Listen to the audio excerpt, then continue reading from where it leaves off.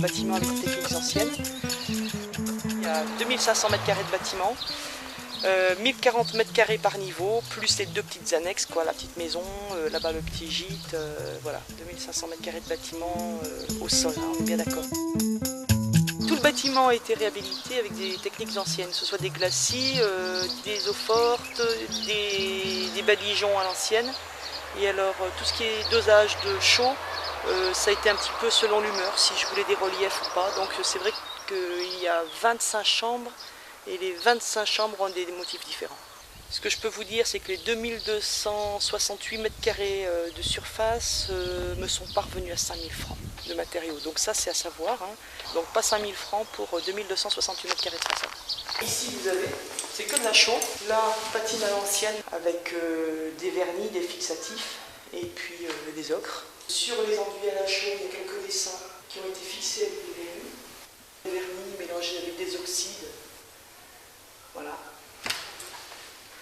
Alors, là, j'ai voulu les irrégularités que j'ai appliquées avec des spalters.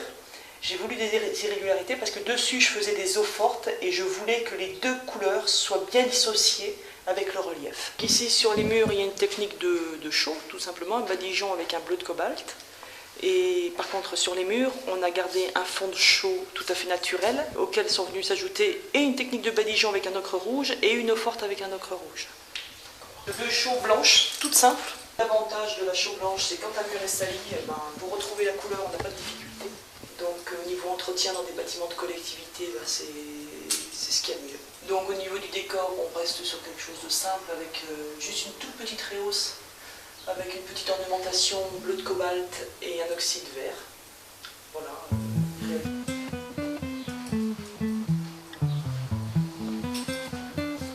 Alors ici, c'est un petit peu particulier. C'est une petite cuisine qui a été réalisée avec un enduit à la chaux. Tous les détails, toutes les aspérités, tous les défauts des murs, des plâtres ont été gardés. Donc il y a juste un badigeon et dessus une eau forte, avec deux couleurs différentes. C'est translucide. Par contre ici c'est à la chaux avec un fond de chaux avec une...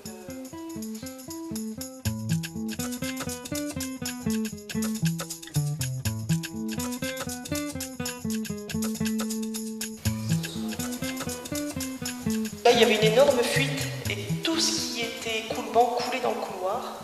Donc l'épaisseur des murs, il y a un peu plus de 110 en épaisseur de voûte et en épaisseur de mur.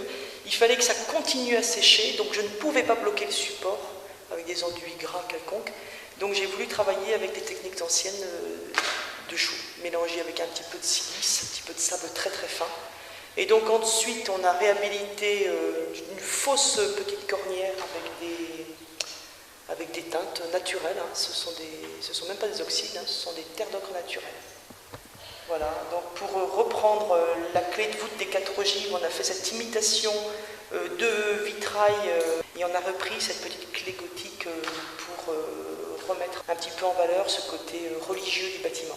Je me suis fait mes 2800 m², 2892 m² de badigeon et d'eau forte toute seule dans l'espace de 3 mois, et j'ai été freinée par la température parce qu'il faut surveiller l'hygrométrie et ne pas travailler en dessous de 8 degrés. Si je n'avais pas été tenue par ces problèmes de température, en un mois je faisais le tour du bâtiment.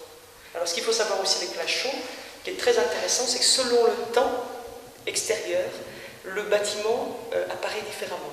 Les enduits ne bougent pas, par contre, ils ne bougent pas, ils ne s'altèrent pas du tout, mais quand le temps est couvert, les jaunes sont beaucoup plus profonds. Donc c'est toute la magie de la chaux, c'est super par rapport à ça, on a l'impression d'avoir plusieurs bâtiments.